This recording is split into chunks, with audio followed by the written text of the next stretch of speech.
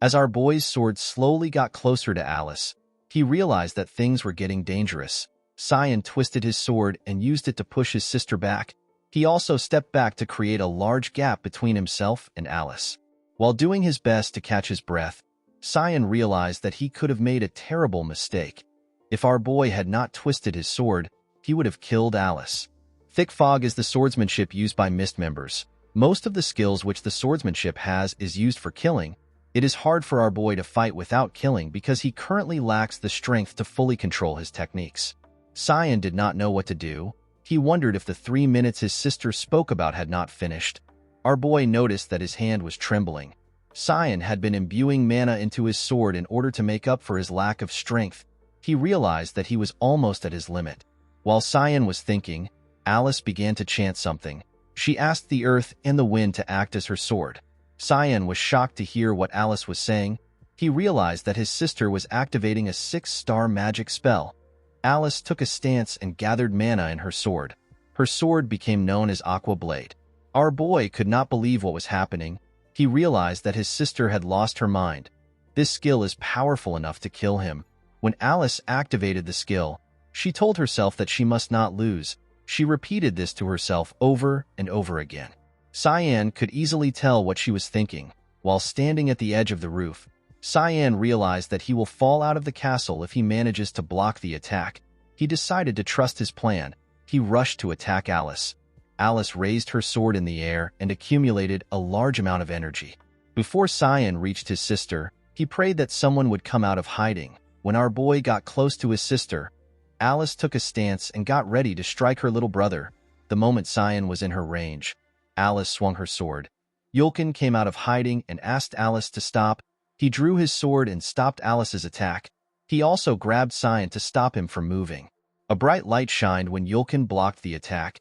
Yulin told Alice that she is being too harsh to a younger opponent. Cyan was relieved to see that Yulin came out of hiding. He knew that he would have been severely injured if Yulin did not come to save him. Upon hearing what Yulin said, Alice came to her senses. She quickly grabbed Cyan and wrapped her hands around him. She apologized to her younger brother for almost harming him. She told him that she lost her mind for a moment. As tears rolled down from her eyes, Alice told Cyan that she fought him seriously because she wanted to stop him from going to the battlefield. Our boy was not offended by Alice's actions. He knew that his sister always tries too hard. Alice is a student who is an elite among elites. She received an S rank in all her subjects in the academy. The Royal Academy is a place where different talented students gather in. Alice topped this students in almost all subjects. Apart from being smart, she is also quite beautiful. People referred to her as God's child. From a young age, she was trained in swordsmanship. People often called her the future guardian of the continent next to Cyan Vert. In the past, after Alice joined the Knight of Light, she was killed. Cyan held his sister tightly. He promised to protect her in his current life. Alice was surprised to see that Cyan held her. Alice remembered that Yulin is the Duke's personal knight. She told Yulin that her father has gone to the battlefield. She asked the knight to tell her why he is still in the castle. Yulin told Alice that his master asked him to protect Cyan for a while. Of course, Yulin could not tell Cyan because he was supposed to secretly watch him. Our boy was not surprised to hear that Yulin was following him. He already felt the knight's presence the moment he left his father's office. Cyan realized that Yulin would have never shown himself unless he was in danger. While our boy was happy that Yulin was able to save him, he did not understand why his father would ask the knight to protect him. Before Cyan could think about it, he fell asleep. Our boy was already exhausted from the fight.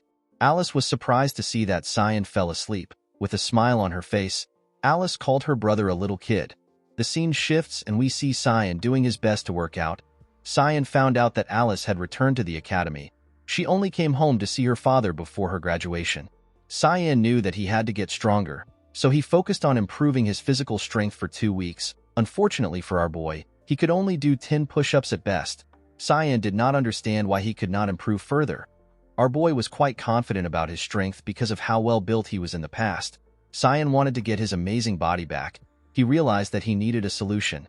While Cyan was thinking, Emily stepped into his room. She told her master that Alice sent a package to him.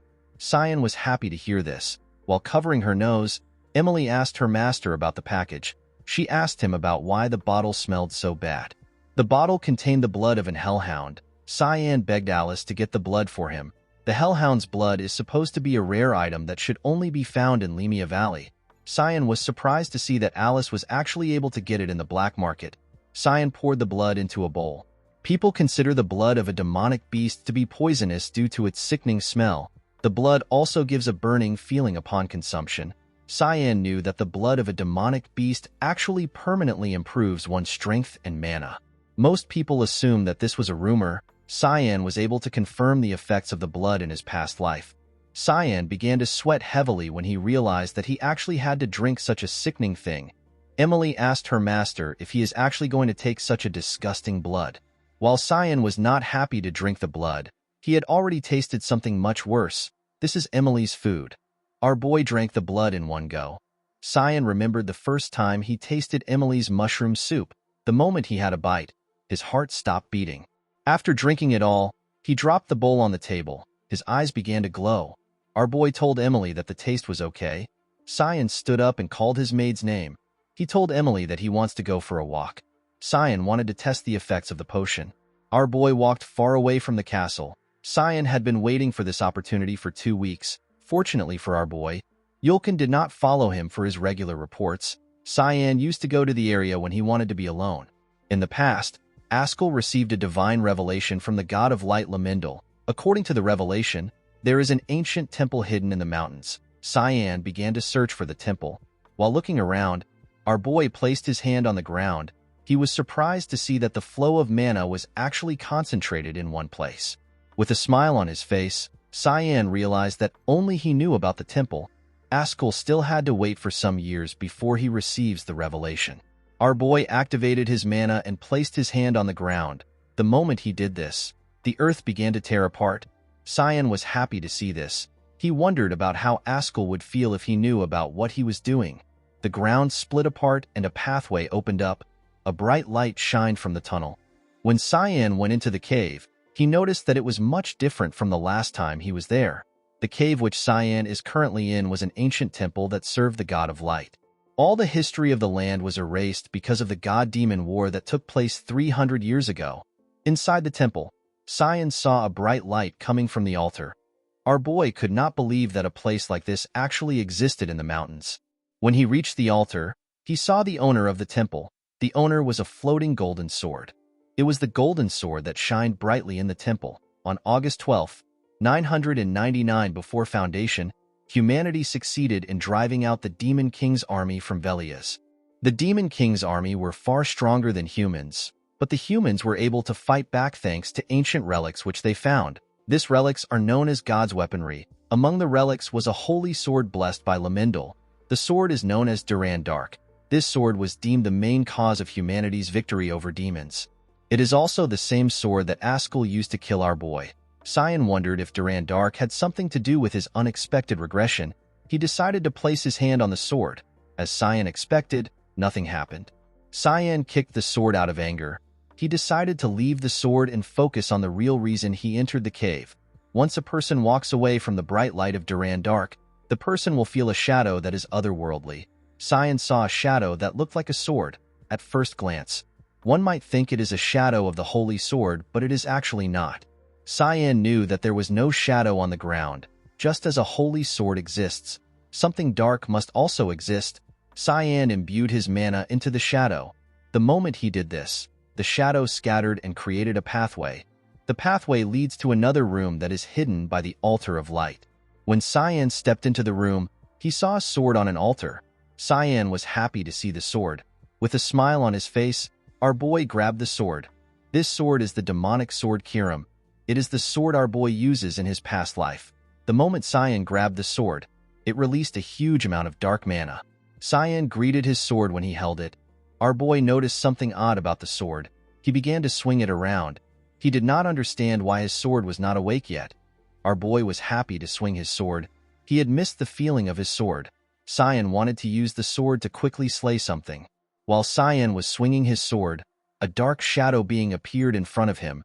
The mysterious being asked our boy if he does not fear anything. The being asked Cyan if he knows the meaning of waking it. Cyan was not scared to see the mysterious being. He told the shadow that the sword now belongs to him. The shadow rose up and increased in size. As the mysterious being looked down on our boy, it told him that there are consequences for waking a sleeping demonic sword.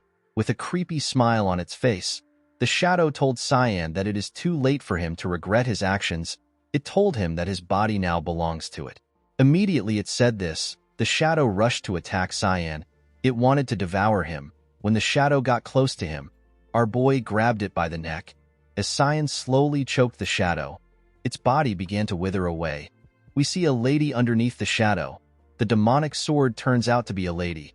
Cyan told Kierum that she was not this stupid the last time he held her. The lady grabbed Cyan's hand. She asked our boy about his identity. Kierum did not understand how Cyan was able to hold her. With a confident smile on his face, Cyan told the lady that the sword belongs to him. Kierum put her hand in the shape of a claw and tried to attack our boy. Cyan easily dodged the attack. The moment he dodged the attack, the lady escaped from his grip. She quickly created a gap between herself and Cyan. Kierum asked Cyan about his identity again. She asked Cyan if he is the successor. The demonic sword noticed the odd energy around Cyan. She asked our boy to tell her why he is exuding Erev's aura. Cyan told her that he is Erev's successor. With a confident smile on his face, Cyan told Kierum that her master has come back. He asked her to bow down. Kierum was annoyed to hear this. She could not believe that a kid was trying to order her around. She quickly rushed to attack him. Cyan was able to stand his ground and block the attacks. Our boy knew that he would not be able to get through to Kierum with words. Cyan expected this because the final goal of a demonic sword is to take over the user's body. Cyan decided to educate Kierum a little. With a smile on his face, Cyan activated a skill known as demonic sword control. The moment our boy did this, the demonic sword slammed her head in the ground. While her head was on the ground, Cyan asked Kierum to accept him as her owner while he is still being nice. Although a heavy pressure was pressing her down, Kierum managed to raise her head. She asked Cyan about how he is able to use the skill. She called our boy an arrogant idiot. The moment she said this, Cyan activated the demonic sword control. Kierum's head got buried in the ground. Upon seeing that Kierum was not responding, Cyan used demonic sword control 3 more times. Upon seeing that her entire body had almost been buried, Cyan asked her for a response. Kierum called Cyan a human and told him that she will accept his offer. Due to the fact that Kierum called him a human, Cyan wanted to activate the demonic sword control again. Kierum quickly called Cyan master before he activated the skill. After getting what he wanted, Cyan stepped out of the room. He decided to head back to the castle. He realized that he had been gone for too long. Kierum turned into a small floating creature and came out of the sword. She was very excited to breathe fresh air for the first time in a long time. Kierum asked her master for his name. Our boy introduced himself as Cyan Vert. Kierum found our boy's name weird. She could not believe that Cyan was actually Erev's successor. She asked Cyan if Erev actually chose a kid like him. Our boy told Kierum that he was chosen in his past life. Kierum was surprised to hear this. She believed that our boy was saying nonsense. She asked him to explain himself. Cyan told her that he has died before. Kierum could not comprehend what her master was saying. Cyan walked up to the holy sword. Kierum told her master that the holy sword is still asleep. Cyan revealed to her that Duran Dark will have to wait 20 more years before his owner comes for him. Kierum did not understand what Cyan was saying. She told him that he speaks as if he knows the future. Cyan raised his sword up and used it to cut the hilt of the holy sword. The sword fell and Cyan grabbed the hilt. Kierum was shocked to see this. She did not understand what her master was doing. She asked him to tell her what he is going to use the hilt for. With a creepy smile on his face, Cyan told Kierum that it will make things a bit more interesting in the future. Kierum became worried when she heard this. Guys, we have come to the end of our video. If you guys want part 3 of this recap, let me know in the comments section. Don't forget to like and smash that subscribe button for more recaps. See you guys later.